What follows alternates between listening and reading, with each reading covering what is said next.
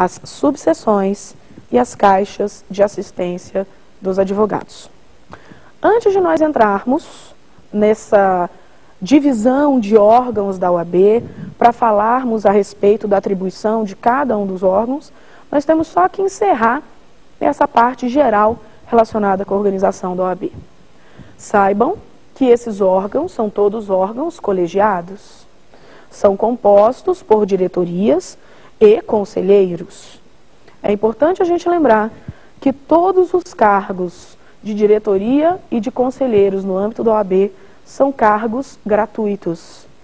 Nem o presidente, nem o vice-presidente, nem os secretários, nem o tesoureiro, nem os conselheiros recebem salários ou remuneração pelo cargo exercido.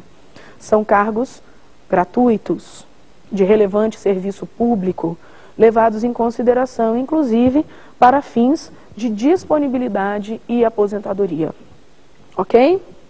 E, por último, uma disposição interessante e importante: a contribuição anual à OAB, o pagamento da anuidade, como nós havíamos mencionado, dispensa o advogado do pagamento daquela contribuição sindical obrigatória. Ok? Então, o pagamento da anuidade pelo advogado o isenta da contribuição sindical obrigatória.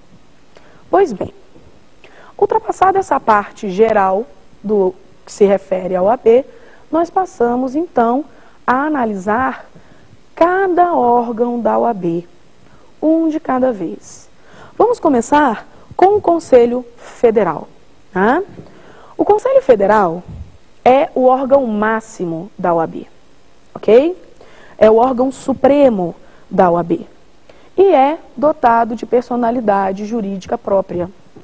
Então, o Conselho Federal é o órgão máximo da OAB, o órgão supremo da OAB, o órgão mais alto na hierarquia dos órgãos da OAB e tem personalidade jurídica própria. E tem sua sede na capital da República, ok? Então, tem sua sede na capital da República e tem uma composição peculiar. Como é que a gente compõe o Conselho Federal? Bom, pessoal, o Conselho Federal, ele é composto de delegações. É assim. Nós já vamos falar sobre as eleições, mas é importante mencionarmos aqui. De tempos em tempos, na verdade de 3 em 3 anos, são feitas eleições no âmbito da Ordem dos Advogados do Brasil. Ok? E nessas eleições, nós não elegemos apenas e tão somente o presidente e o vice-presidente do Conselho Seccional. Nós elegemos uma chapa inteira. Nós elegemos as diretorias, nós elegemos os conselheiros seccionais e elegemos também 3 advogados que serão nossos conselheiros federais. Então, cada conselho seccional, cada grupo de advogados vinculados a um conselho seccional, além de eleger o conselho seccional, elege também 3 advogados que vão para o Conselho Federal representar o seu conselho seccional respectivo. Ok? Esses 3 advogados eleitos, que serão eleitos para os cargos de conselheiros federais, eles se juntam e formam uma delegação. Então, o Conselho Federal é formado por delegações que são enviadas por cada conselho seccional. Ok? Então, cada conselho seccional envia para o Conselho Federal uma delegação. Delegação essa composta por 3 conselheiros federais eleitos. Mas não são só as delegações que integram o Conselho Federal. Também integram o Conselho Federal os seus ex-presidentes, ok? Na forma de membros honorários vitalícios. Então, integram o Conselho Federal as delegações e os ex-presidentes do Conselho Federal, que são considerados membros honorários vitalícios. Pois bem, nós já vamos ver como é que essas delegações se dividem. Mas olha só, os votos como regra no Conselho Federal, são tomados por delegação. Cada delegação profere um voto. Inclusive, se eu tiver divergência de entendimentos entre os conselheiros federais, prevalece a maioria, até por isso eu tenho um número ímpar. Agora, uma pergunta que sempre se faz é o seguinte: e os ex-presidentes do Conselho Federal? Eles têm direito a voto ou têm direito a voz? Bom, o Estatuto da OAB, ele diz que os ex-presidentes têm direito a voz. Mas essa informação, ela é explicada pelo Regulamento Geral do Estatuto. Lembrem-se, o Estatuto, a Lei 8.906 de 94, ela é de 1994 e entrou em vigor, ela é uma lei de 5 de julho de 1994, ok? Pois bem, antes desse estatuto, que determinou que a partir da sua entrada em vigor, os ex-presidentes do Conselho Federal terão direito à voz, né? Antes desse estatuto, nós tínhamos uma realidade um pouco diferente. O estatuto anterior dizia que os ex-presidentes tinham direito também a voto. Os ex-presidentes tinham direito a voz e voto.